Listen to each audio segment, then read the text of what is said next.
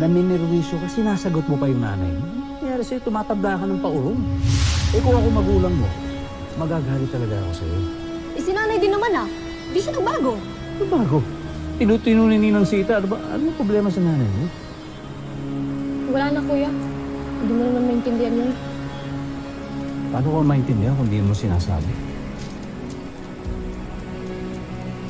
Carla, masama yung nagkikimkim ng sama ng loob sa magulang. Tanda mo yan.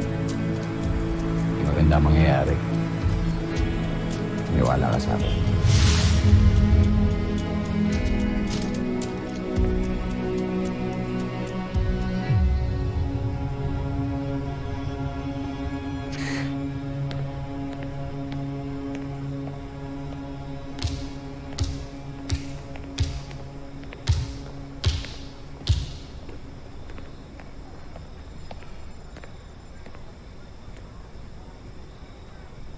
Carla?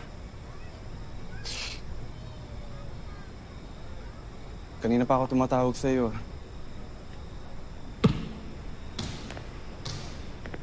Bakit? Para lalaitin mo na naman si Kuya Atoy? Oo na, masama na siya. Umalis ka na nga. Hindi, Carla. May kasalanan ako sa'yo. Sinabi mo sa kanya na sinungaling ako? Na totoong magkapatid kami. Hindi lahat.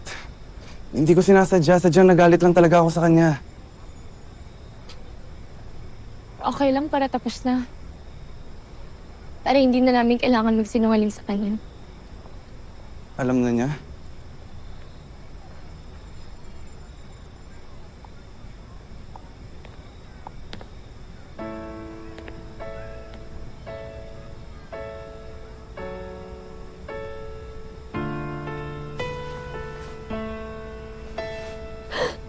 Galit na nga siya sa amin ni nanay. Ang mas masakit pa na wala na nga ako ng tatay. Mawawalan pa ako ng kapatid. Galit lang siya ngayon. Pero mahal kayo ni Kuya Atoy. Lalo ka na, Carla. Mahal na mahal ka ni Kuya Atoy.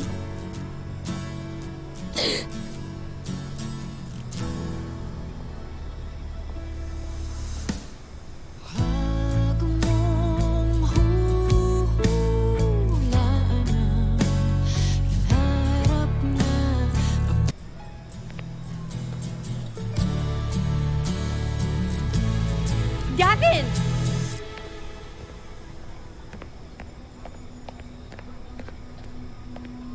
What's going on? Nag-uusap lang kami. Ba't ang lapit niyo masyado? Nag-uusap pa talaga kayo?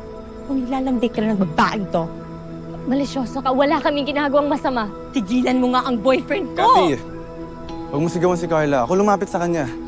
May pinag-uusapan kami. Oh, really? So tell me, ano ba talaga yung pinag-uusapan ninyo? Is it really that important na kailangan niyo pang magkita? It's personal. And none of your business. Talaga ba? Reminder lang ako yung girlfriend mo. Hindi siya. I'm the one that's supposed to know everything.